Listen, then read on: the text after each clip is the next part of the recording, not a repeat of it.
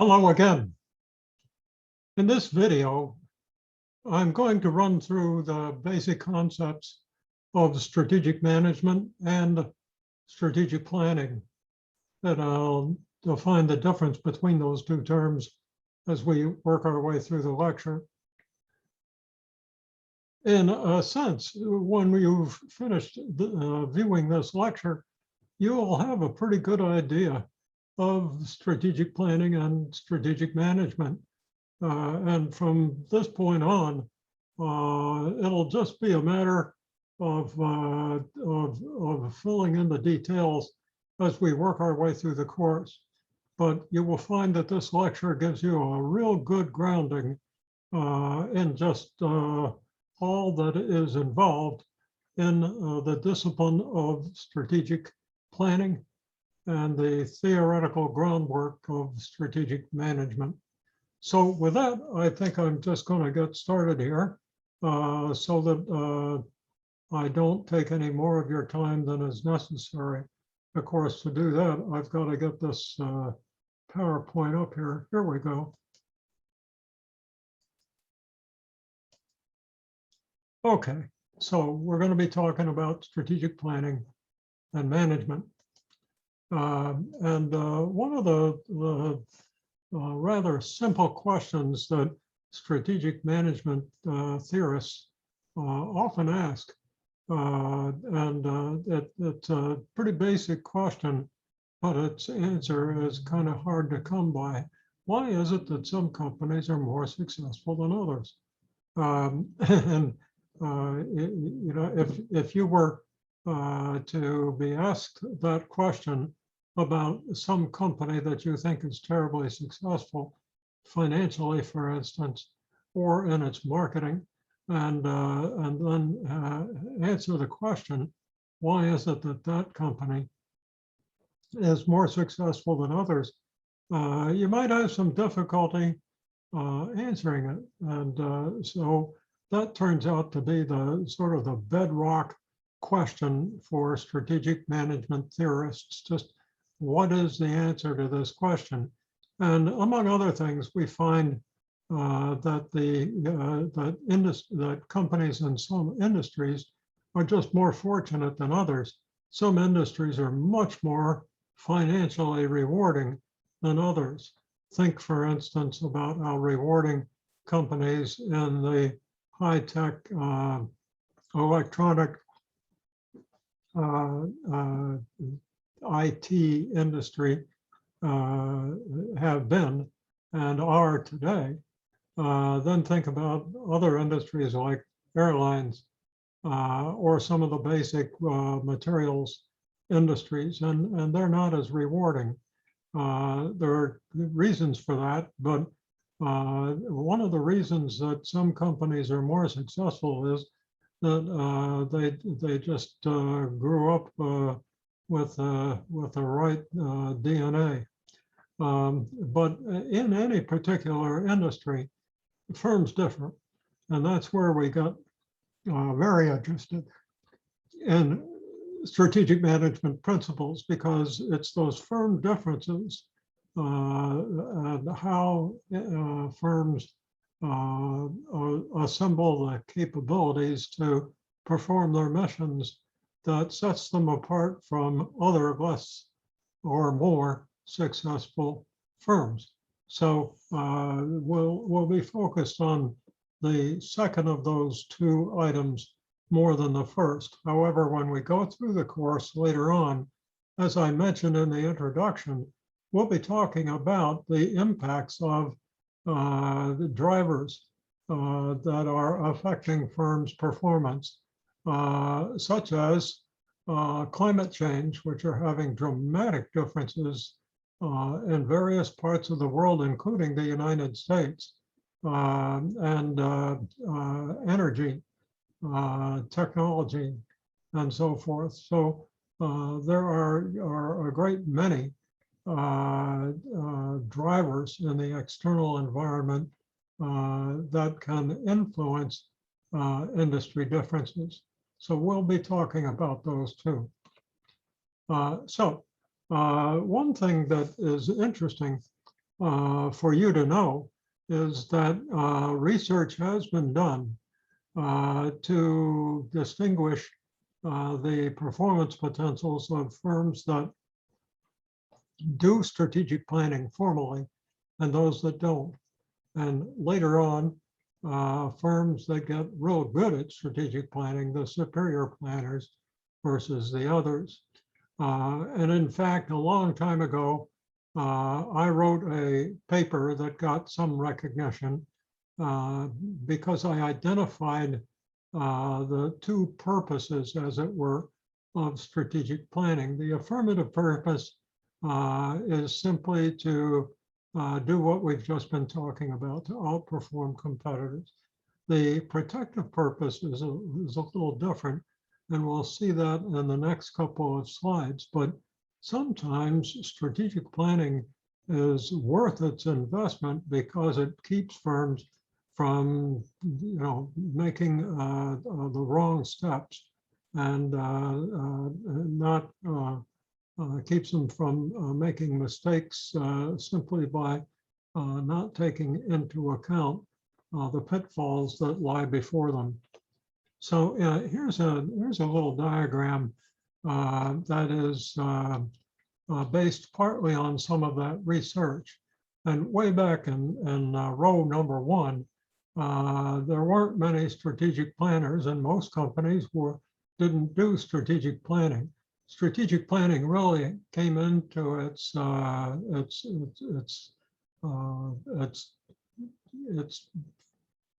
growth and acceptance probably in the late 1960s and 1970s. So, as a discipline of management, strategic planning is not nearly as old or well established as accounting, by way of example, or some methods of manufacturing management. So back in the old days, in 1970, if you want to call those old, there were a lot more non-planners than planners.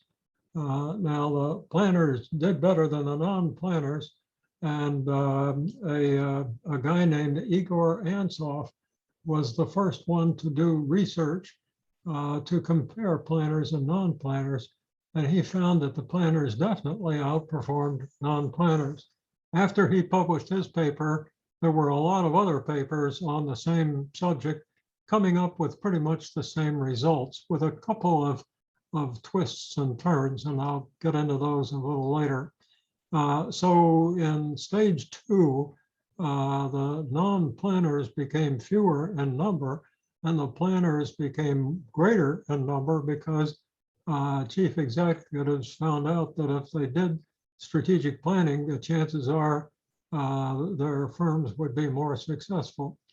And finally, in stage 3, what happened was that some firms found out that they could use methods of strategic planning which are more effective. They're selected and designed for the circumstances the company is in. And still today, not as many companies have reached to that point as others. So we've got the strategic planners doing better than the non-planners, but the better planners are the ones that have really found the promised land. Here's another diagram that illustrates the industry business cycle. And the black line above shows what happens to those non-planners. As the industry turns down, they're not prepared, and many of them don't succeed. They go away, or they get merged or acquired.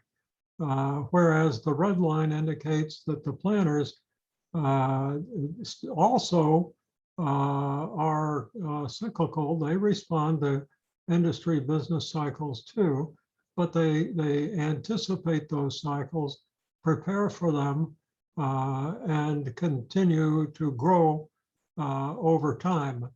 And sometimes the non-planners during the expansion years, if you take a look at this diagram, get to a higher performance level than the non-planners because they just go for broke. The problem is that's what happens. They go broke. They overcommit, and when the market or the economy turns down, they're not prepared, and whether it's their debt or their wrong technology, whatever the reason might be, they're goners. So in the bottom exhibit, you see the industry life cycle.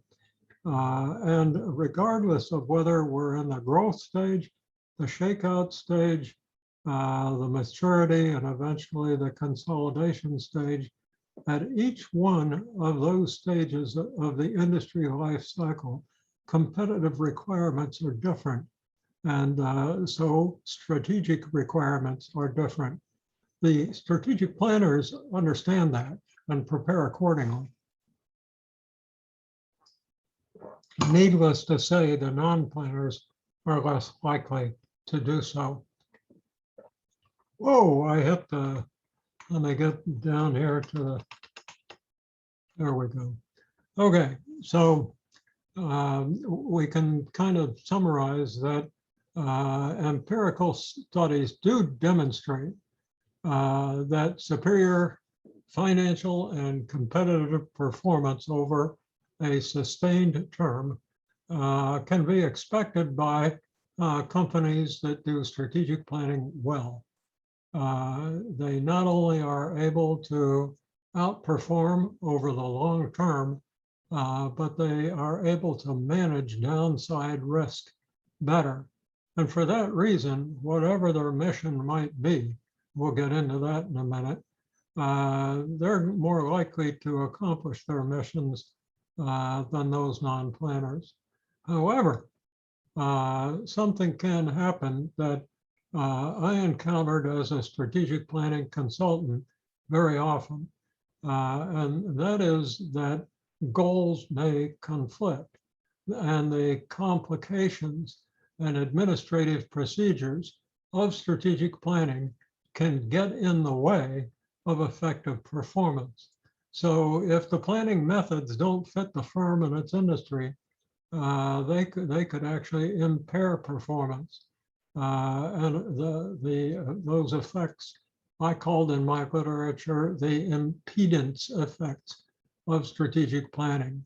And that's why we need good professionals in strategic planning who understand the methods, because if they don't, the wrong move might be made, and instead of improving performance, they could impede performance.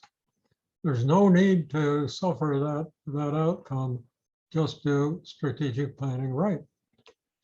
Okay, so we'll run through now the steps of strategic planning. Forming a mission, comprehensive strategic planning itself, the process, and the roles of managers who plan. So the mission. Mission is something that is surprisingly misunderstood by the majority of people that I talk to. What's a mission? It's a social contract, isn't it? It's social in nation. What's a missionary? What's the missionary's mission? The missionary serves presumably the purposes of the church or a higher religious authority, but it's to serve somebody else and to do work on their behalf. A military mission. My son is a West Point graduate, and he was in the first Desert Storm action, as well as the following two actions in Iraq. And so as a battle captain, he had to send some of his soldiers on missions. And the mission certainly wasn't to have a good time. And when he was sent on a mission by his superiors, he certainly wasn't trying to have a good time, but he was trying to to accomplish objectives and do the work that had been set out for him in order to serve a higher authority. And so a mission isn't performed for individuals' satisfaction, profit, self-interest. Instead, it's performed to serve the interests of others according to some higher authority.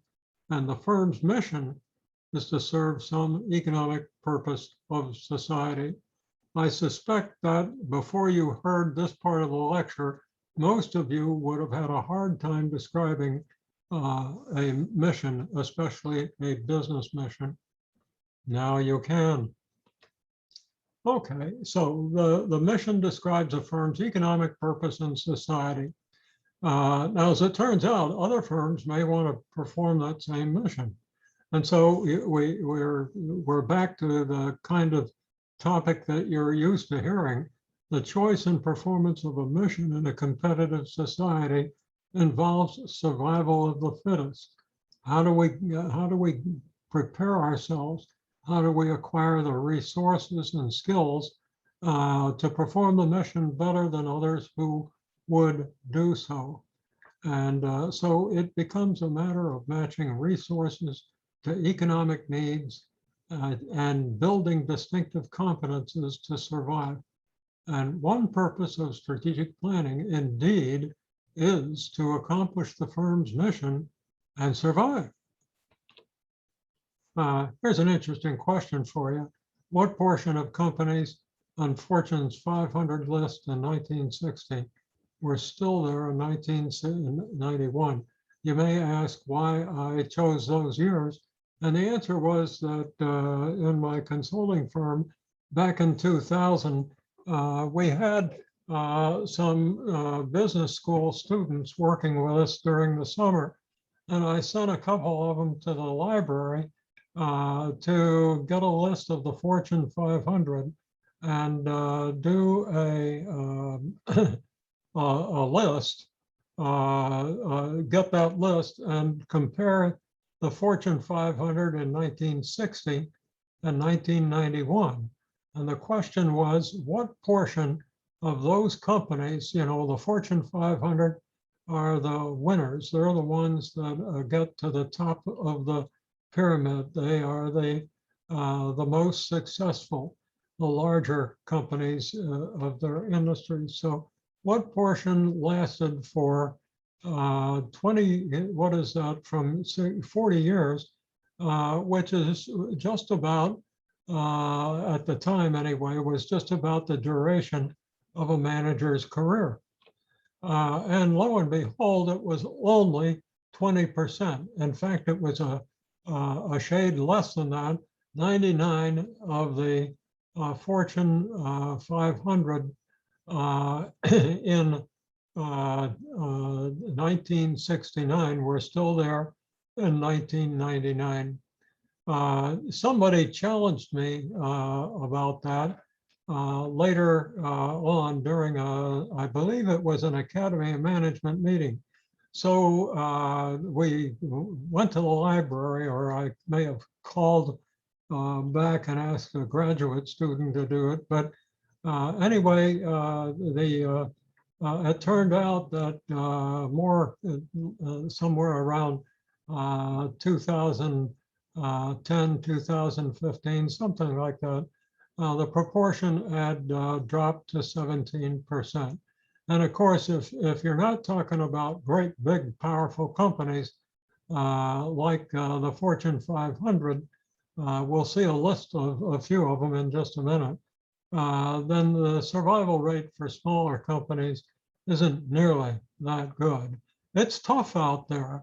You know, when we're talking about industrial competition, we're really talking about industrial combat. And as you can see from these statistics, not everyone wins. So in fact, here are a few of the companies, some of which I'm I'm familiar with for one reason or another. But all of these were Fortune 500 companies that had accomplished quite a lot. And yet they all went out of existence or went into bankruptcy. A couple of them re-emerged in a smaller version or a less successful version. I'm thinking of Greyhound, but look at some of these companies, the airlines, for instance, Braniff, Pan Am, Eastern, TWA. They were great companies. Republic Steel, National Steel, Kaiser Steel.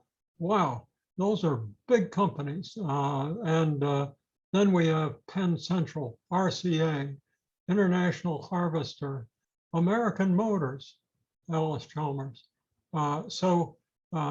These companies should still be doing business today. Greyhound is in a very limited way, but the rest of these are just dinosaurs. So one way we can get a firmer grasp on a firm's mission was given to us by a guy in England named Daryl Abel. He asked that to define a firm's mission completely. I think he in this prescription, it's very broad, maybe a little too much so, but it's still very useful. So there are three questions that need to be asked. One, what segment of society or market is to be served by this firm? Second, what unmet or unsatisfied need is going to be met? Now, if there's no unsatisfied or unmet need, maybe the industry doesn't need your firm, or certainly doesn't need a new firm. So I should change that. So if you're doing strategic planning and you want to decide whether to enter an industry, if all the needs of the firms that are the customers of companies in that industry, if all their needs are pretty well met, maybe there's no need for anybody else. And finally, and most importantly, what distinctive competence will be applied to satisfy that unmet need? And that is just critical. And we care a whole lot about that today in strategic planning. There are entire schools of thought about strategic planning, one of which is the resource-based view of competitive advantage. And basically, the firms that win in that Darwin game that we looked at earlier, which firm of those that want to perform a mission will ultimately be permitted by society to perform it. The firms that are given that permission, the firms that win in competition, will have assembled some kind of resources or skills and capabilities to meet the needs of those customers and fulfill the mission.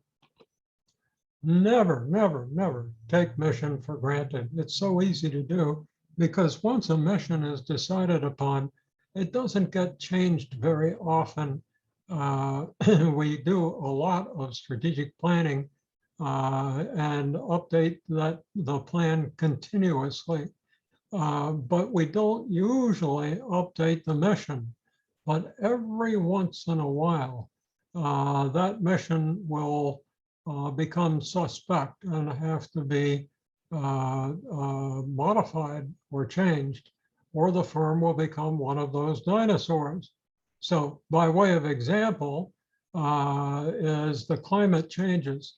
Water tables deplete. Are you aware of what's going on in the Western United States? Vast droughts are occurring. Several of the states in the West are just plain dry. Reservoirs, major reservoirs are much smaller. And so that's changing several industries' performance potentials, the most obvious of which is agribusiness. What about fuel? We hear a lot about solar power, wind power, electric cars, and and batteries. And so, you know, the way in which transportation is accomplished is clearly in a state of change. Apparently, there will come a day when most of the cars on the road are electric. In my own view, that's probably going to take a while because making that transition is going to require quite a bit of infrastructure. But it's funny how once things get started, they unfold a lot faster than you expect. Life expectancies with the growth of medical technology are becoming more and more extended. It would not be unreasonable at all to see life expectancy reach 120 years by 2030, might be a little longer, 2035, and then 150 years. How is that going to change the demand for labor, the demand for medicine and healthcare, insurance, real estate, construction? After people have had their families and the nest is empty, are they going to live in the same location in the same kind of dwelling that they did when they were having kids? And if people are living that long, do we really need kids? I'll let you decide that. Anyway, as economic and political power balances shift from the Western Hemisphere to the Eastern Hemisphere, and that is definitely what's happening, folks, how will the missions of military contractors change? I have some familiarity with military contractors, and I can tell you that the kind of mission challenge that they are being asked to consider and plan for are nothing like those in the past. So shifts such as these and many others that we'll talk about in this course can be mission changers.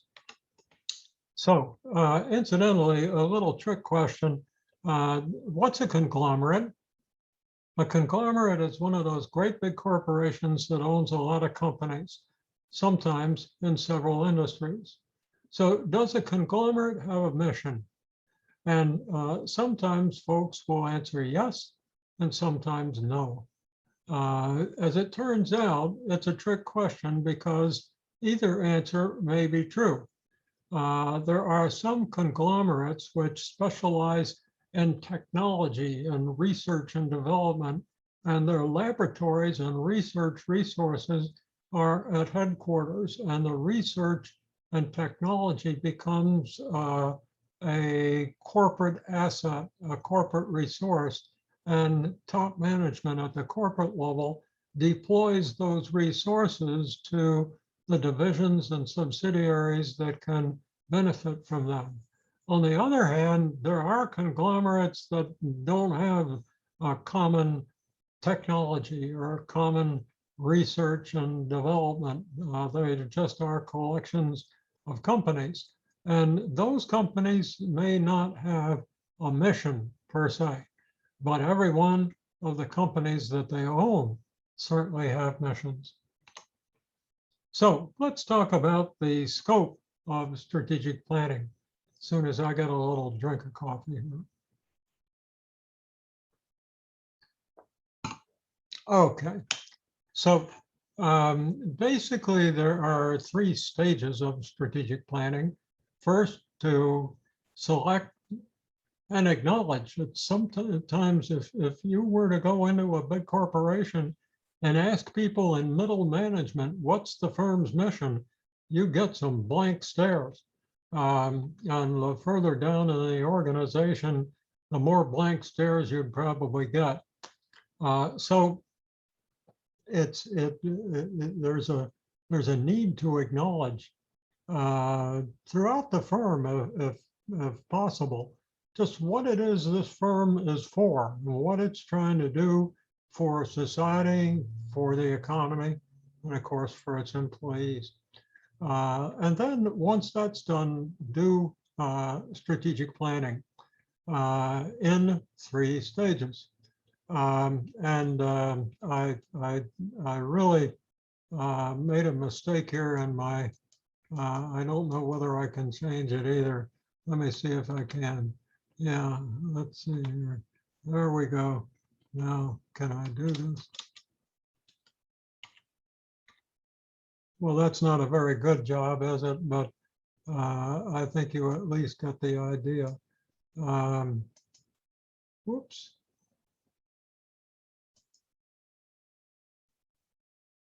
That's okay. Oh, one other thing. That's the end of it.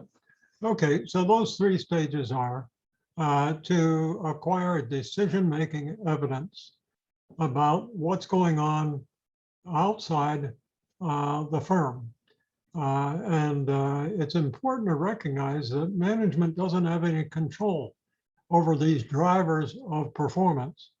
And economy, market, industry, technology, you can understand those terms, but for each company, there's a different mix of variables within those categories that influence the firm's performance potential. And in addition, there are likely subcategories that can be very important. I mentioned climate change earlier, and the changes in energy, the changes in life expectancy we talked about. So there are quite a large number of variables to be taken into consideration. And in my experience, traveling around the United States and around the world doing strategic planning with companies, they don't do a very good job of this in most cases. Some do, and those that do a good job tend to have better strategic planning than others. But it takes a lot of effort. Sometimes it takes an investment to gather this information and assess its impact on a firm's performance potential. Next, you have to gather information about the firm's capabilities, resources, skills, the organization structure. That's, again, a very critical element, the second half. Only here, management does have the ability to exercise control. And so strategic planning usually is all about managing and arranging, forming, and developing internal capabilities to meet the requirements and exploit the opportunities in that external environment. So the firm is essentially attempting to serve the interests of society, which of course is outside the firm.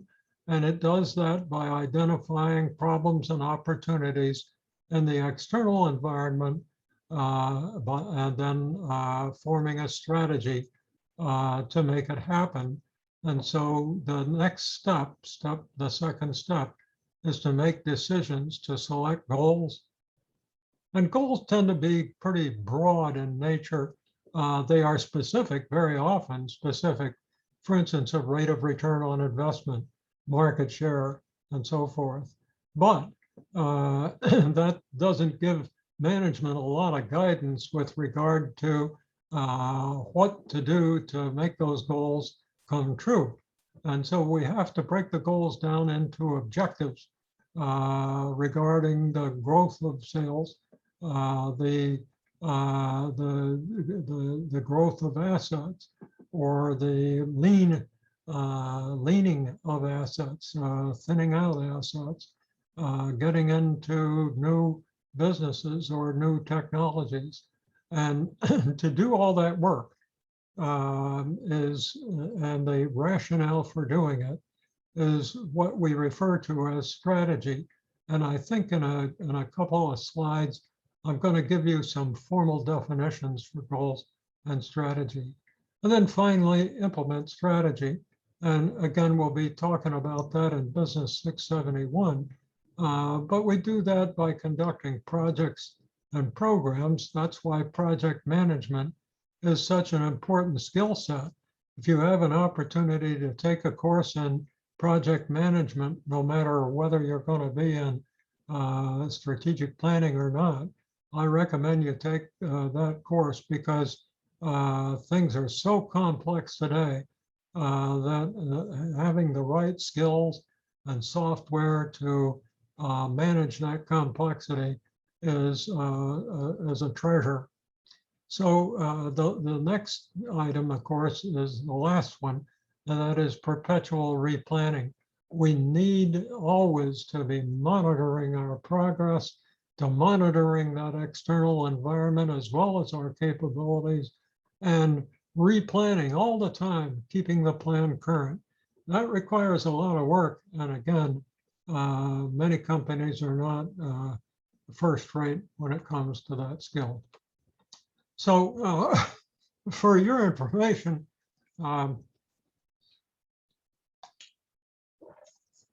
the name of the course, the title on your textbook is probably Strategic Management. And strategic management has grown out of microeconomics and industrial organization economics, and it's the theoretical approach or the body of knowledge that encompasses theoretical approaches to accomplish competitive advantage. What is it that enables some firms to gain competitive advantage? At the very beginning of this lecture, we asked, why do some companies outperform others? It's because they have competitive advantage. Strategic management theory tries to explain that, and that's what your textbook is largely devoted to. Strategic planning is a way that managers, is the way why that managers put strategic management theory into practice. If you think about industrial engineering, engineers don't go out and develop the principles that they use. Instead, the physical sciences do, physicists, chemists, and so forth.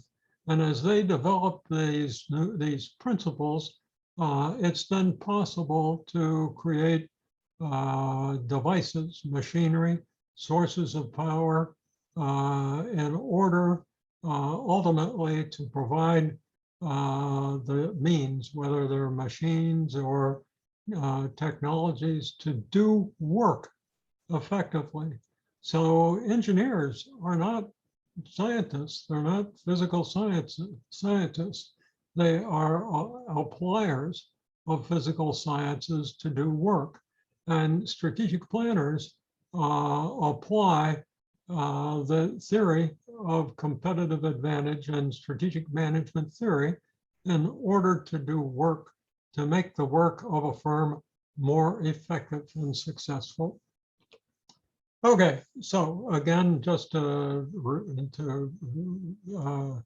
confirm what we've just been talking about, there are 3 stages of planning: gather the evidence about the external environment and internal capabilities, make vital planning decisions about goals, standards for success, strategic objectives, which are more specific and lead to goals, and strategy, the approach, and finally, implementation.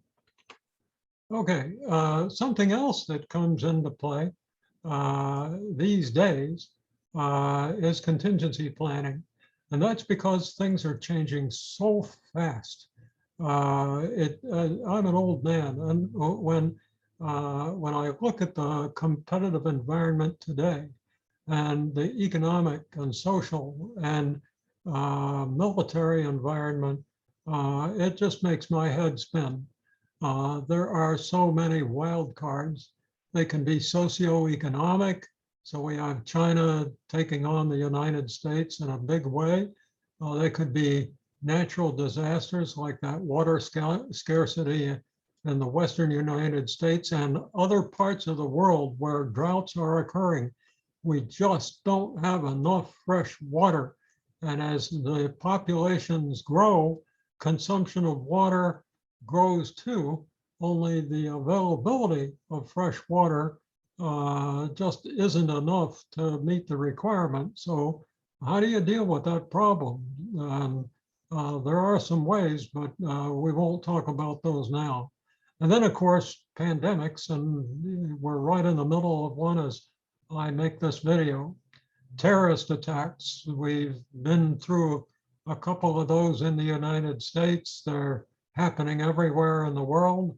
And of course, major technology shifts, lithium ion batteries, just all sorts of new chemical developments, and so forth. So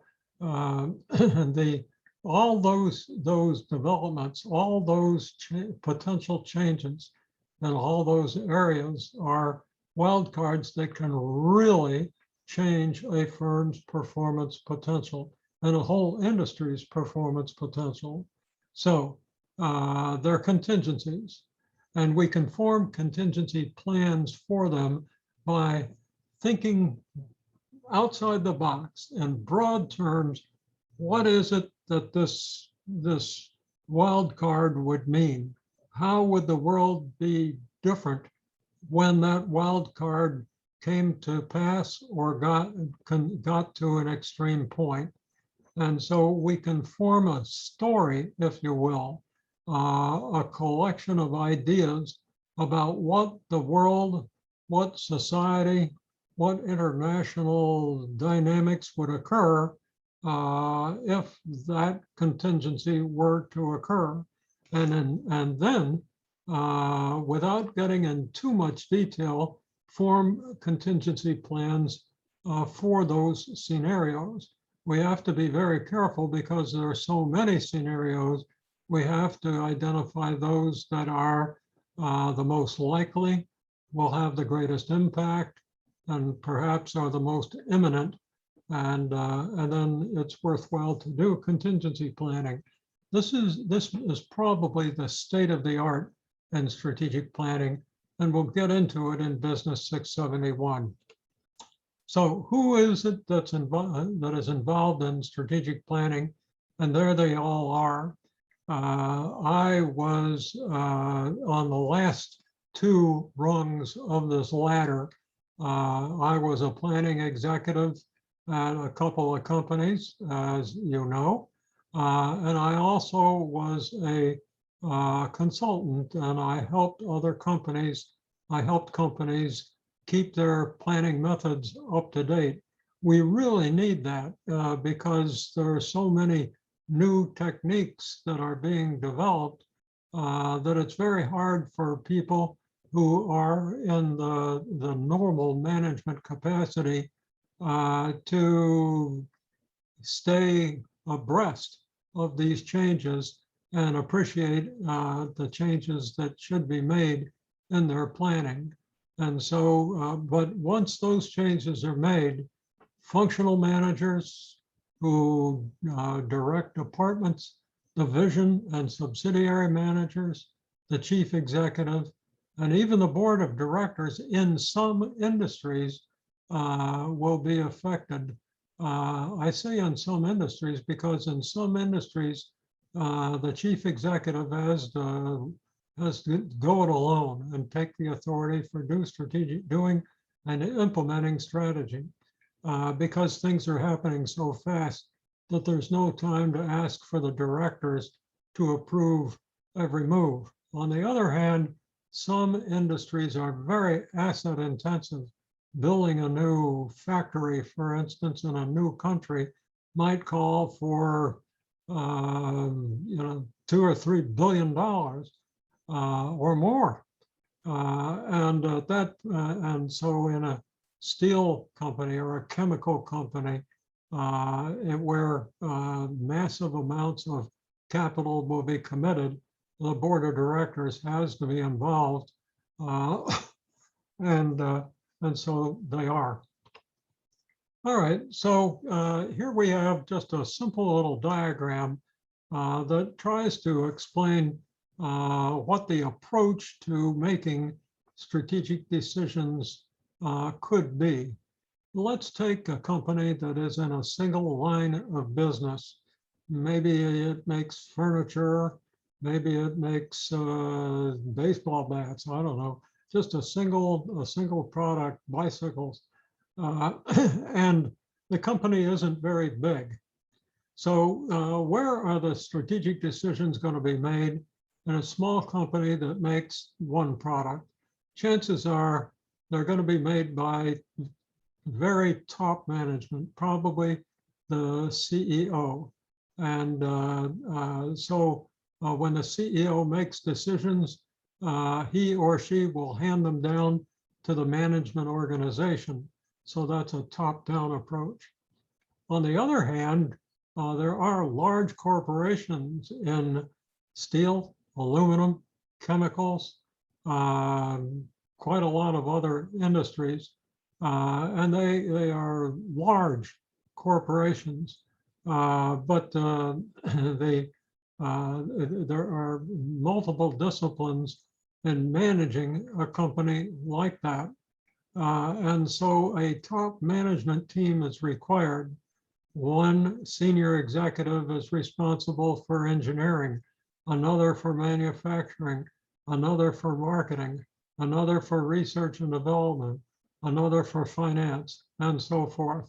And so the top management team makes strategic decisions and implements them jointly in a form of top-down management. But since they're already involved in the decision-making process, the top management team members don't have to have it handed to them. They were the ones that formed the decisions. Now let's go to the other side of the table where we find companies with multiple product lines, multiple lines of business.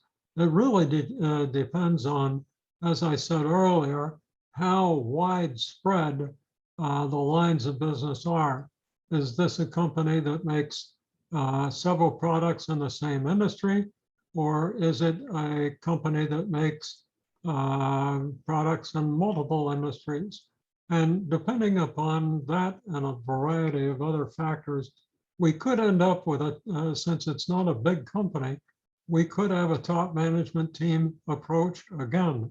I worked with a little company out in Idaho a long time ago, and this company was owned by a family, and it started out with one hotel, and then it ended up with more hotels. It started out with one restaurant, ended up with more restaurants, one gas station, more gas stations, and so forth. And so over time, the top management team approach emerged into a bottom-up approach where each one of the folks that manage these groups of businesses would submit a plan to senior management, and the decisions were made in that fashion. Sometimes the decision was not to accept a proposed plan, but ask for it to be revised and improved. Other times, the proposal was accepted first time. And then, of course, there are large corporations which we know of. We hear about them all the time. General Electric is a good example, and it has many businesses.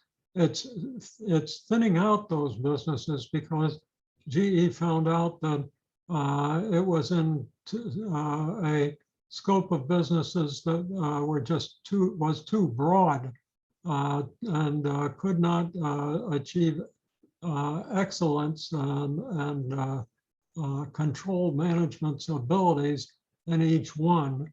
And so over time, it's begun to pare down its scope of businesses. But there are many multiple large multiple business companies in the United States and the world. And a common way for them to do business is to formulate guidelines at the top regarding what is expected in the way of economic and market growth, to inform subordinate management regarding availability of capital and expectations from those subsidiaries. And then the subsidiary managers propose their plans. And then, so that's a bottom-up approach where within the organization, the plans flow upward to top management and negotiations ensue, sometimes with acceptance, sometimes with orders to go back and try again. So what we see here is something that we need to recognize, and that is that this is a very human process. We talk about strategic planning and strategic management theoretically and technically, but these are all people, aren't they? And those people have biases. You can read about each of these. I don't think that I will read them for you. I've got my favorites.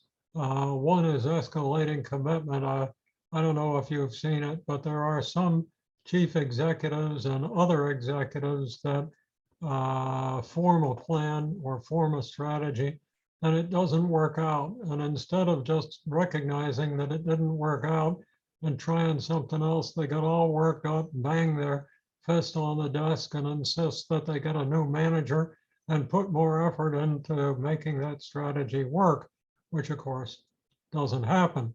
But some people may leave the organization in the process, either on their own volition or because they got fired. So this escalating commitment is pretty rough stuff. But you know it happens, don't you? And as you look down these other biases, you will probably recognize some others. And they simply remind us that although we have technical methods for strategic planning, the strategic planning is done by people who are human beings who have their own frailties, their own biases, and that's what makes this stuff kind of interesting and exciting and sometimes frustrating. But if you become a strategic planning manager, you will deal with all these biases and sometimes celebrate your successes and sometimes want to jump off a cliff. So anyway, let me see if I can get us out of there. So that's the end of the lecture. I think it's taken about an hour, and I hope it's given you a good background now. And from this point on, we're just going to start to deal with the particulars and the details to lay one layer on top of another as we build your knowledge of strategic management. So with that, I'm going to try to stop this thing.